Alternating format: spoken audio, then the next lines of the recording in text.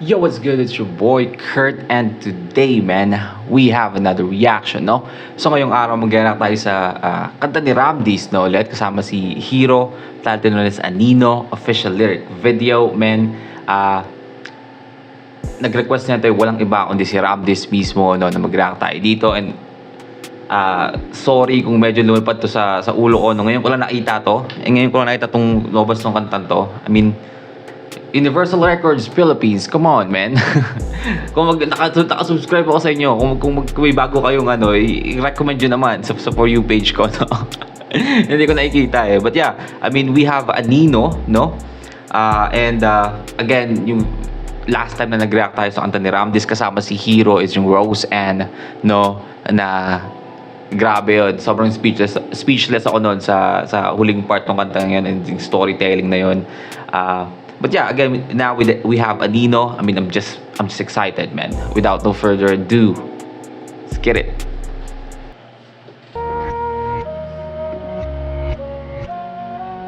Oh shit. So parang ano pala, no? Parang same lyric video yung style, no? Do sa Rose Ann na parang comics, no? Nice.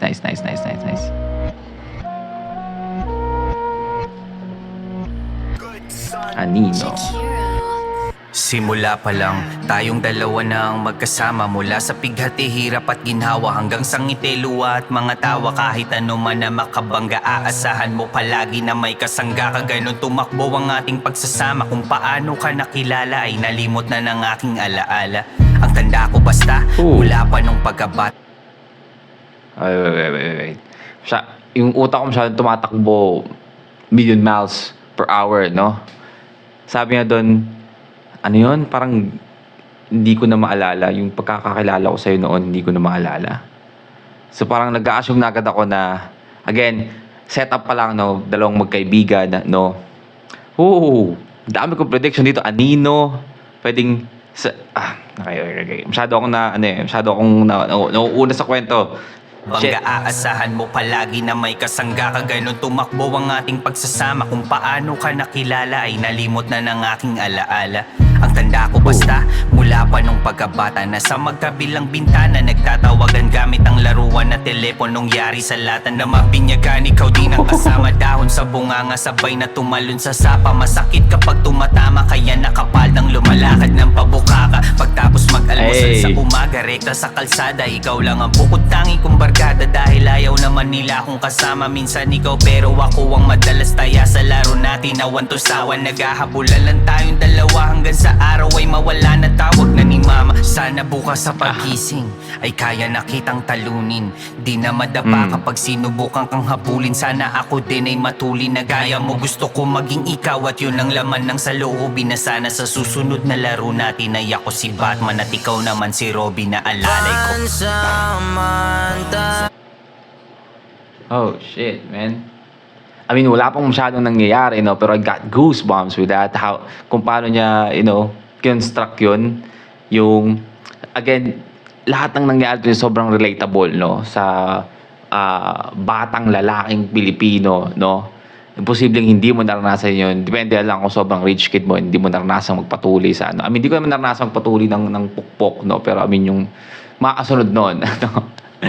Yun, no?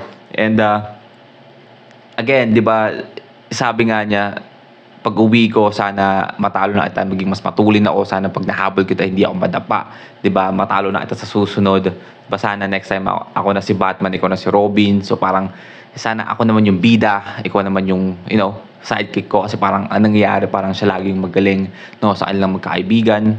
And again, at the same time, nasabi niya kanina na ikaw lang lagi kong kasama kasi ayaw naman nila akong kaibigan, no? Ikaw lang. So parang nag-make sense yung Anino, na parang shadow lang siya noon, parang may main character. Okay. Kanta na si Hero, Pwede pakinggan muna natin. matulin na gaya mo. Gusto ko maging ikaw at yun ang laman ng saloobin. Na sana sa susunod na laro natin ay ako si Batman at ikaw naman si Robin na alalay ko. Naalalay ko.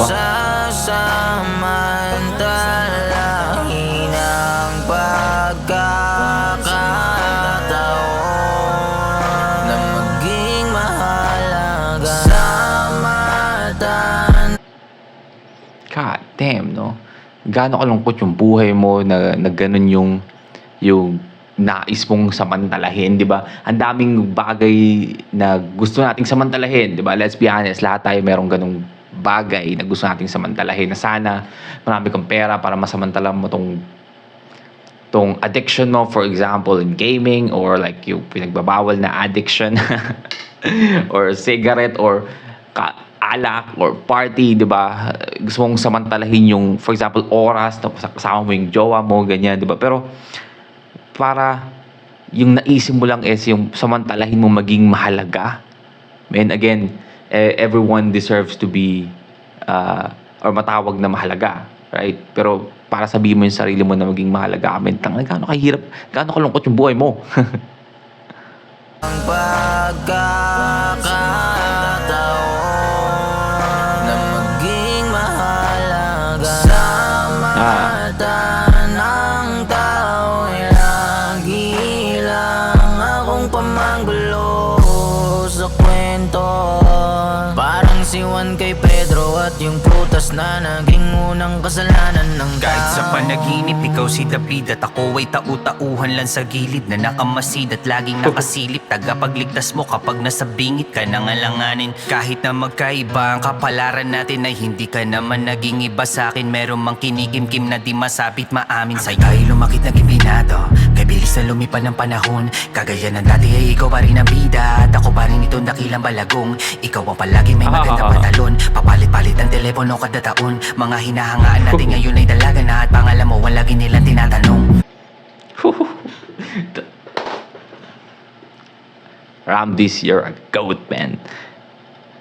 I mean, sobrang, alam mo yung pakiramdam na parang, ano ka, na-agitate ka o na-excite ka. Kasi yung tipong, yung kada rhyming niya is pumapasok, parang hinuhulog lang, tapos sumasakto. Alam mo yun, ang hirap explain pero, boy, ang linis ng rhyming doon, boy. And at the same time, yung storytelling is nagpo-progress. No? Walang masyadong filler, walang masyadong, unnecessary words na sinasabi para lang mag-rhyme. Di ba? Maraming ganong rapper di ba? Ang dami nilang sinasabi bago puntahan yung pinupunto nila para lang mag-rhyme o yung nabuo nilang flow or yung rhyme scheme, di ba? Pero I Ram, this is easy, man. I mean, hindi naman siya gumagamit ng, glazing too much, man. Kapagligtas mo kapag nasa bingit ka nang alanganin. Kahit na magkaiba ang kapalaran natin ay hindi ka naman naging iba sa akin. Meron mang kinikimkim na di masapit maamin sa'yo. Tayo lumakit na gibinato, kay bilis na lumipan ng panahon. Kagaya ng dati ay ikaw pa rin ang bida at ako pa rin itong dakilang balagong. Ikaw ang palagi may maganda pantalon, papalit-palit ang telepono kada taon. Mga hinahangaan natin ngayon ay dalaga na at pangalan mo ang lagi nilang tinatanong. Nakapagtapos ka ngunit hindi ako dahil sa pinansyal ay kapos. Kahit anong trabaho ay pinapatos pero lagi pa rin akong kinakapos. Mabuti ka pa namumuhay na naman sa gana simula nang umalis. Lahat ng trabaho ay pinapatos pero lagi pa rin akong kinakapos. Shit, man. That's life. And ang ganda nung ano nila dito, no? Kasi 'di ba, parang isa laging bida, at the same time sila pa yung may pera, yung mayaman, 'di ba? Si ikaw tong kaibigan na parang sa shadow ka lang niya, kasi lagi nakasama, anino ka lang. Pag may mga babae, no, nagiging binata na kayo, siya yung hinahanap. And I mean, yung nakikita mo yung nag-build up yung inggit, no? Alam mo, lagi nilang tinatanong. Nakapagtapos ka ngunit hindi ako dahil sa pinansyal ay kapos. Kahit anong trabaho ay pinapatos pero lagi pa rin akong kinakapos. Mabuti ka pa namumuhay na namasagana simula nang umalis dito at ng ibang bansa ka. Hanggang kailan kaya ako titingin sa tinamasa mo at hihiling na sana magkaroon din ako ng mga biyaya na gaya sa'yo. Pansamantala Yung inggit, man, yung inggit. Talahin ang pagkakataon na maging mahalaga sa mata ng tao ay lagi lang akong pamanggulo sa kwento. Parang si Juan kay Pedro at yung prutas na naging unang kasalanan ng tao. Habang patuloy kang pinagpapala, ako ay parang napariwara na at mas lumala pa nung akong ina ay mawala na. Nagkasakit ang ama sa dasal, ayaw na maniwala na. What the fuck, man? gaano ka kamalas, no? Damn, no? Ito yung mga klase ng kwento, no? Na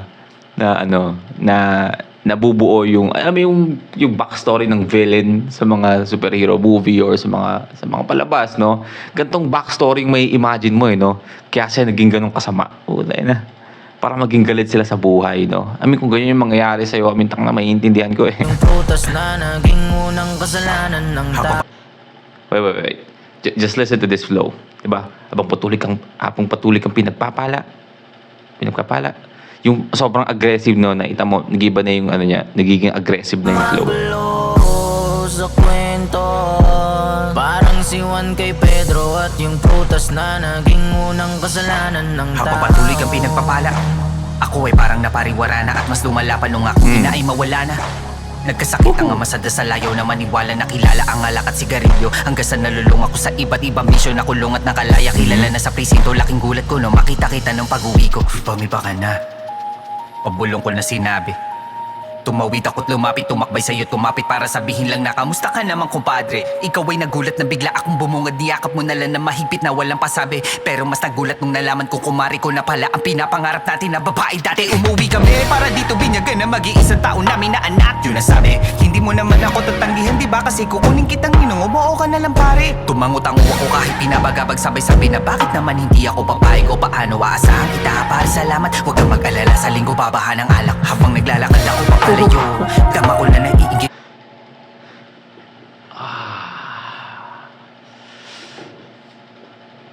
Yung conversation, no? Naisipin mo paano na kabit-kabit ni Ramdes yun sa isang conversation na nag-rhyme, no? God damn it, man.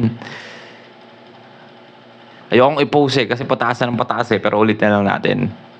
Pit na walang pasabi, pero mas nagulat nung nalaman ko kumari ko na pala ang pinapangarap natin na babae dati. Umuwi kami para dito binyagan na mag-iisang taon namin na anak. Yun ang sabi, hindi mo naman ako tatanggihan, di ba? Sinasabi. Kasi kukunin kitang ninong, umuo ka na lang pare. Tumangot ang uwa ko kahit pinabagabag, sabay-sabay na bakit naman hindi ako papayag o paano aasahan kita. Para salamat, huwag kang mag-alala, sa linggo babahan ng alak. Habang naglalakad ako papalayo, dama ko na naiingit ako sa'yo. Pumunta ko na simbahan, hindi para malinawan kundi para itanong bakit ko to nararanasan. Yung mga hiniling ko sa'yo noon ngayon nasan mo. Diba? Lalong diba, sobrang dami nang nangyari sa buhay niya, diba? I mean, I assume na matagal silang hindi nagkita kasi nag-abroad nga, diba? Yung kaibigan niya, no? Tapos, habang yung kaibigan niya nasa abroad, dito siya, yung unang problema niya is napapatungan pa ng panibagong problema, no? Tapos biglang uuwi ka, makikita mo yung kaibigan mo ulit na ganito yung buhay, yung pinapangarap niyong babae ngayon, asawa niya namin, yung sobrang inggit niya, umangat na, no, na pumunta siya sa simbahan para, hindi magdasal or pero para tanungin kung bakit ko to nararanasan, no. Bumalik yung lahat ng inggit mo, no, nung nakita niya yung kaibigan niya. Kung wala naman yata akong inaasahan, hindi na ako babalik pang muli sa iyong tahanan. Ako nakukuha na sa'kin, di na kita kailangan. Araw na linggo na makasaya ng binyagan. Halos lumalong yung buong kamag-anakan ng tayo ay nalango. Halos lahat ay tinamaan, tinulungan na kita maglipit ng pinagkalatan. Ano ba yung regalo mo, ba't di mo mabitawan? Akin na nga yan, ilagay mo dun sa lagayan. Sumagot ako ng pare ko, hindi na kailangan lumayo ka sa'kin kung ayaw mo pa mapaglamayan. Dahil totoong barila naman ang aking regalo. Subukan mo lumapit, puputok to sa mukha mo. Huwag ka na magtanong kung anong sala o atraso, dahil di ko din alam kung bakit ko ginagawa to. Binabala kitang patayin yun ang ulit tanda ko. Di na sana gagawin, salamat sa pulang kabayo. Lumakas ang loob kong isagawa ang mga plano na kuhain ng lahat sa'yo. Hanggang sa madama mo ang pakiramdam na maging isang talunan. Mas malala pa sa basurahan na tapunan. Kapag sinabing trapo ang imahiya ko yan. Huwag kang mag-alala, ngayong madarama mo yan. Ipaparanas ko sa'yo kung paano magmakaawa. Kahit pa na inosente ka naman at walang sala. Ikaw naman ang pagdarasali ng walang sawa, bago pa kita pagbababarili ng walang awa. Teka, nasaan na nga ba yung asawa mo? Pati anak mo na lalaki isasama ko. Dalawa silang babalaan, kahit pa na mag-iyakan, kamatayan na magsisilbi nila na papatahan. Pero uunahin na kita para walang sagabal, para pag tinapos ko sila ay wala na umangal. Hindi ka sasantuhin itong dala-dala kung bakal. Takbo ka pa papalapit, masyado ka mabagal. Wag!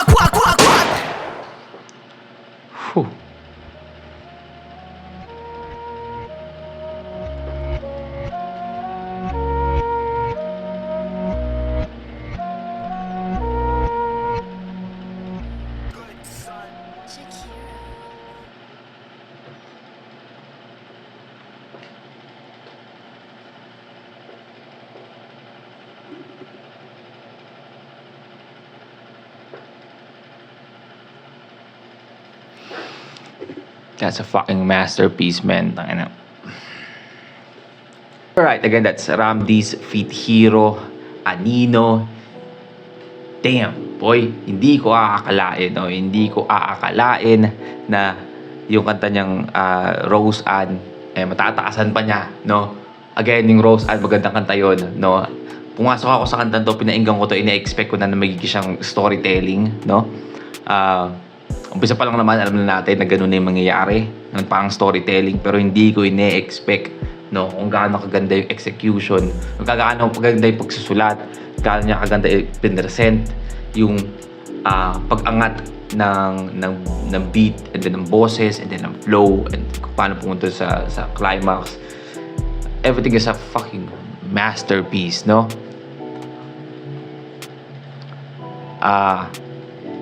Yeah, I mean, ilang views na to? Wait lang. Nilabas to February 28, 2025. Yung views, 27K. I mean, we're cooked, man. Kung yung mga listeners, no, ng rap and ng music in general is mas pinipili yung man, we're cooked, man.